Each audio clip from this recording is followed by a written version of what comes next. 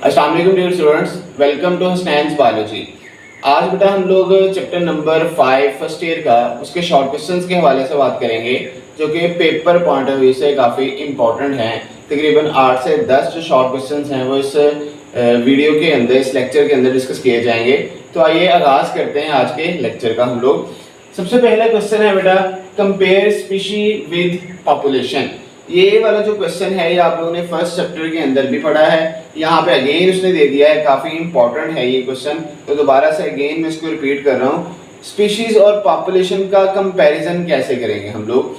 Species बेटा ऐसा group of individuals होते हैं, मतलब ये भी सिमिलर इंडिविजुअल्स हैं। क्या है ये? सिमिलर इंडिविजुअल्स का क्या होता है, ये एक ग्रुप होता है जो कि at the same place at the same time किसी एक जगह पे, पॉपुलेशन जो है ऐसा ग्रुप है सिमिलर इंडिविजुअल्स का जो कि एक ही जगह पे एक ही टाइम में रह रहा है, at the same place at the same time. तो उस ग्रुप ऑफ इंडिविजुअल को हम लोग क्या कहते हैं बेटा? पॉपुलेशन का नाम देते हैं। जबकि ग्रुप ऑफ सिमिलर ऑर्गेनिजम्स ही हैं, लेकिन अगर उनकी बात हम लोग उनके इंटरब्रीड के लिहाज से करें, उनकी रिप्रोडक्शन के लिहाज से करें, जब वो अपनी जैसी जनरेशन आगे प्रोड्यूस कर रहे हैं, तो उस वक्त उस ग्रुप ऑफ इंडिविजुअल को, सिमिलर इंडिविजुअल्स को क्या कहा जाता है बेटा? स्पीशी का नाम हम लोग देते हैं। तो इस तरह से आप लोगों ने कंपेयर करना है। जैसे पॉपुलेशन है, पॉपुलेशन के आप लोग नंबर ऑफ स्टूडेंट्स किसी भी क्लासरूम के अंदर वो कह सकते हैं, वो पॉपुलेशन हो सकती है। या स्पीशी जो है वो एक ह्यूमन की स्पीशी जो है, जो कि ह्यूमन मतलब जब इंटरब्रीड होगा मेल फीमेल के साथ, तो नेक्स्ट जो जनरेशन बनेगी वो भी ह्यूमन ही बनेगा। जिससे अंदाज़ा लगा सकते हैं कि अगर तो वो फर्टाइल है तो मीन जिन दो से वो बना है वो सेम इंडिविजुअल से ताल्लुक रख रहे हैं, सेम स्पीशी से वो ताल्लुक रख रहे हैं। उसके बाद नेक्स्ट वन बेटा, सेकंड क्वेश्चन है, give the characters of protist. Protist के चंद एक इंपॉर्टेंट कैरेक्टर्स के हवाले से बात करें तो ये बेटा क्या होते हैं, जो प्रोटिस्ट होते हैं ये यूनिसेलुलर हैं और सिंपल मल्टीसेलुलर होते हैं। अब यूनिसेलुलर का तो मतलब समझ में आ रहा है कि एक सेल पे मुश्तमिल होगा ये, लेकिन सिंपल मल्टीसेलुलर का मतलब क्या है? इनकी लाइफ में कोई एम्ब्रियो की फॉर्मेशन नहीं होनी, मतलब ना इनमें ऑर्गन बनना है कोई, इसमें ना इनके लाइफ साइकिल में कोई एम्ब्रियो की फॉर्मेशन होनी है, ना इनमें सेक्स ऑर्गन्स बनेंगे। तो इस वजह से इनको सिंपल मल्टीसेलुलर कहा जाता है। मतलब सपोज हम लोग कह सकते हैं कि बहुत सारे जो सेल्स हैं वो एक कॉलोनी की फॉर्म में हैं, इकट्ठे मिलके रह रहे हैं, तो इस वजह से इनको क्या कहा जाता है? Simple multicellular. लेकिन लेबर ऑफ डिवीजन नहीं है, काम की तकसीम नहीं है, हर एक ने अपना अपना काम करना है, कोई टिश्यूज कोई ऑर्गन या ऑर्गन सिस्टम नहीं बनाएंगे। That's why they are simple multicellular organisms. और उसके अलावा ये बेटा क्या होते हैं? They are eukaryotes, eukaryotic cell में होता है वजूद। और उसके अलावा they are both plant and animal like, ये एनिमल लाइक भी हो सकते हैं या ये बेटा प्लांट लाइक भी हो सकते हैं।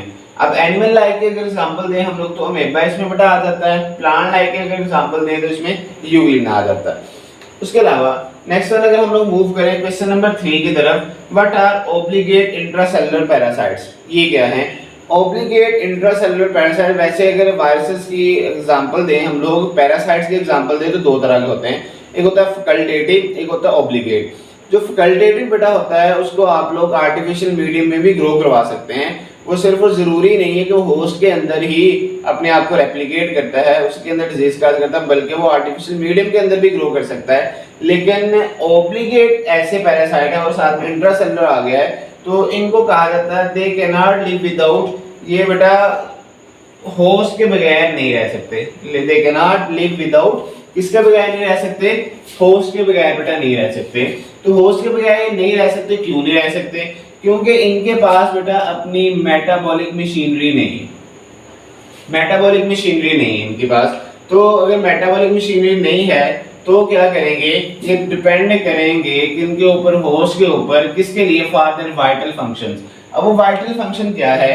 वो वाइटल फंक्शन है बेटा इनका रिप्रोडक्शन, मतलब अपनी आगे कॉपीज बनानी है, तो होस्ट के डीएनए को यूज करते हुए, होस्ट के मेटाबॉलिक मशीनरी को यूज करते हुए इन्होंने अपनी नेक्स्ट जनरेशन बनानी है और डिजीज काज करनी है होस्ट के अंदर। तो ऐसे ये जो वायरसेस होंगे इनको क्या कहा जाता है? ऑब्लिगेट इंट्रासेलुलर पैरासाइट्स कहा जाता है। तो इसके एग्जांपल बेटा क्या आ जाते हैं? वायरसेस आ जाते हैं। यहाँ पे एग्जांपल के तौर पे आप लोग क्या लिखेंगे? वायरस लिखेंगे। क्लियर? उसके बाद क्वेश्चन नंबर 4 है बेटा, व्हाट इज कैप्सिड। कैप्सिड क्या है और इसका रोल क्या होता है, इसकी कंपोजिशन क्या होती है।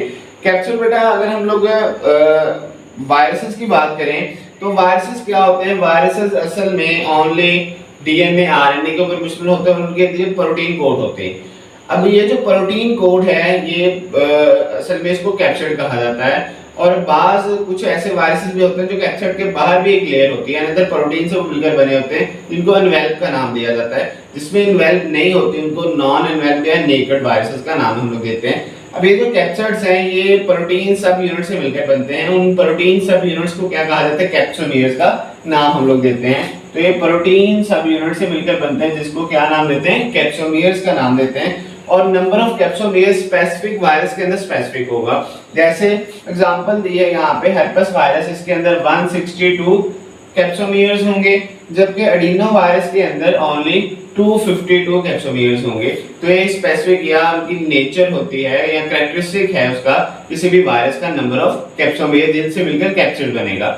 फिर उसके अलावा नेक्स्ट वन बेटा क्वेश्चन है प्रायोन्स क्या होते हैं।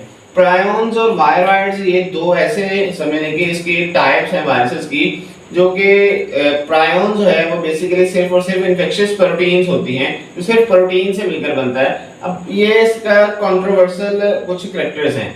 वो कंट्रोवर्शियल कैरेक्टर क्या है कि वैसे अगर वायरसेस का देखा जाए तो उन वायरसेस में बेटा उसकी जो जितनी भी रिप्रोडक्शन के लिए या जितने भी कैरेक्टरिस्टिक्स हैं वो उसके डीएनए या आरएनए के पास हैं, लेकिन इसके क्या हैं, इसके जो सारे कैरेक्टर्स हैं वो प्रोटीन्स के पास मौजूद हैं। उन्हीं प्रोटीन से डायरेक्टली एक्सप्रेस करके इसके कैरेक्टरिस्टिक्स को एक्सप्रेस कर देना होस्ट के अंदर, जो कि डिजीज काज कर देंगे।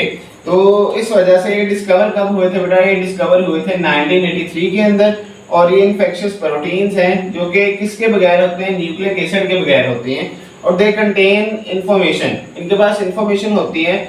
कौन सी इंफॉर्मेशन होती है, फॉर इट्स रेप्लिकेशन। अब किसके पास है ये इंफॉर्मेशन, प्रोटीन्स के पास होती है, जिन प्रोटीन से ये मिलकर बनते हैं उसके पास रेप्लिकेशन के लिए सारी इंफॉर्मेशन होती है, और वही रिस्पॉन्सिबल होता है मिस्टीरियस ब्रेन की डिजीजेस के लिए, इन्फेक्शियस डिजीज के लिए, और बाकी अदर काउ मैड काउ जो डिजीज होती है वो भी असल में यही काज करते हैं। उसके अलावा वायरॉइड्स का अगर देखा जाए तो वायरॉइड्स में सर्कुलर आरएनए मौजूद होता है सिर्फ और सिर्फ, और उसको वायरॉइड, और वो भी ज्यादातर प्लांट्स के अंदर डिजीज काज करते हैं बेटा। उसके अलावा नेक्स्ट वन बेटा क्वेश्चन है differentiate between lytic and lysogenic phase, इनमें क्या फर्क है। अगर हम लोग बेटा देखा जाए बैक्टीरियोफेज तो उसके दो लाइफ साइकिल्स होते हैं, लाइटिक साइकिल और लाइसोजेनिक साइकिल। लाइटिक साइकिल में वो क्या करता है, लाइटिक साइकिल में वो जैसे ही होस्ट के अंदर जाता है तो वहां पे जाके ब्रेक डाउन करना शुरू कर देता है, लाइसिस शुरू कर देता है, और बैक्टीरिया के अंदर डिजीज काज करता है, उसको खत्म कर देता है। जबकि बाज दफा क्या होता है वो इनकॉर्पोरेट कर लेता है वायरस होस्ट के डीएनए के साथ, मतलब ज्यादा जैसे जैसे बैक्टीरियल डीएनए रिप्रोड्यूस करेगा, रेप्लिकेट करेगा, उसके साथ साथ इस वायरस का भी डीएनए रेप्लिकेट करता जाएगा, नुकसान नहीं पहुंचाएगा, मिलजुल के रहेगा। लेकिन एक वक्त ऐसा भी आएगा कि इंडक्शन होके लैदा होके वो क्या कर लेगा, उसको ब्रेक डाउन करके डिजीज काज करना शुरू कर देगा, लाइटिक फेज स्टार्ट हो जाएगी। तो ऐसी फेज जो कि लाइसिस कर रही है, जो कि डिजीज काज कर रही है, जो कि क्या कर रही है बेटा, लाइसिस काज कर रही है होस्ट सेल में, जो कि डिस्ट्रॉय कर रही है बैक्टीरिया को कंप्लीटली, और डिजीज काज कर रही है बैक्टीरिया के अंदर, उसको क्या कहा जाता है बेटा, लाइटिक फेज। और ये कौन सी, इसको वायरुलेंट फेज भी कहा जाता है। जबकि लाइसोजेनिक फेज कौन सी होती है, इनको टेम्परेट फेज भी हम लोग बोलते हैं। ये इनकॉर्पोरेट करती है होस्ट सेल के अंदर, होस्ट सेल के अंदर ही रहती है, होस्ट के डीएनए के साथ मिलकर रहती है, और ये इट इज रेजिस्टेंट, ये रेजिस्टेंट होती है, मतलब अगर इसी तरह की फेज और भी आती है तो उसके लिए भी ये क्या होगी, रेजिस्टेंट होगी, तो उसको कुछ नहीं होगा मतलब। तो अगर मतलब इसी तरह के फेज के साथ अगर हम लोग इसको ट्रीट करना चाहें तो ट्रीट नहीं कर सकते। जबकि may not cause disease in bacteria, bacteria के अंदर डिजीज काज ये वाली फेज नहीं करती, और इसको टेम्परेट फेज भी कहा जाता है। ये चार पॉइंट्स आप लोगों ने याद रखने।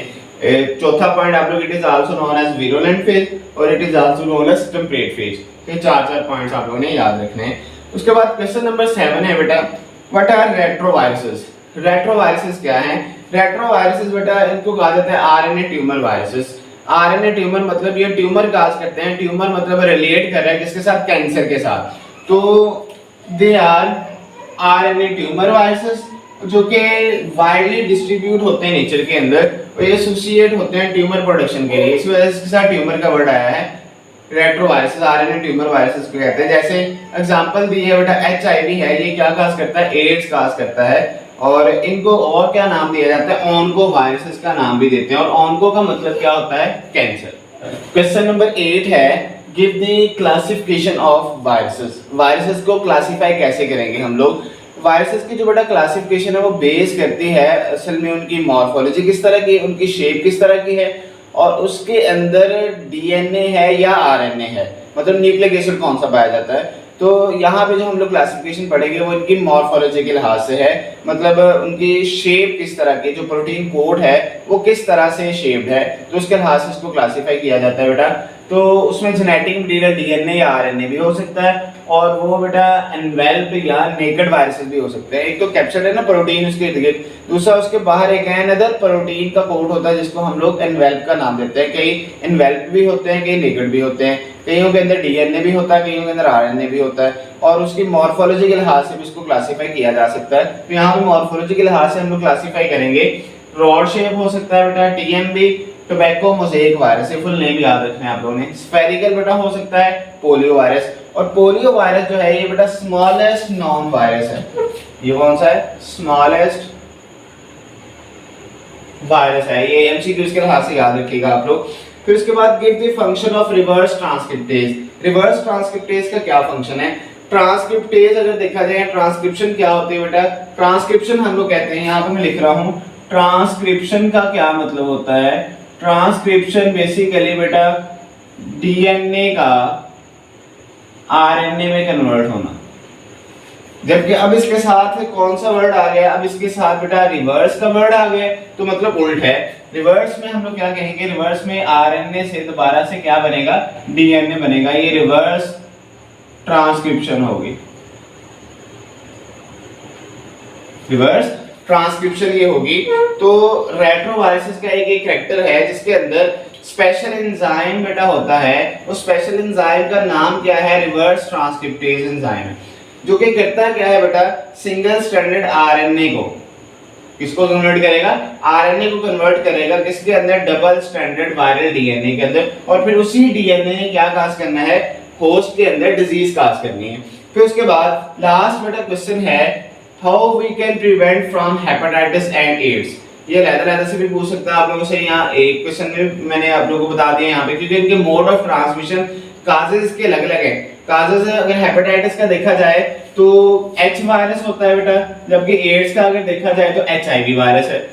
अब इनके मोड ऑफ ट्रांसमिशन सेम है, वो तकरीबन क्या है, फ्री सेक्सुअल कांटेक्ट के जरिए एक से दूसरे में वो जा सकते हैं, या ब्लड ट्रांसफ्यूजन अगर होगी उसके जरिए एक से दूसरे में ये जा सकते हैं, या फिर कंटेमिनेटेड सिरिंजेस या सर्जिकल इंस्ट्रूमेंट अगर हम लोग यूज करेंगे तो उसके जरिए भी एक से दूसरे में ट्रांसफर हो सकते हैं।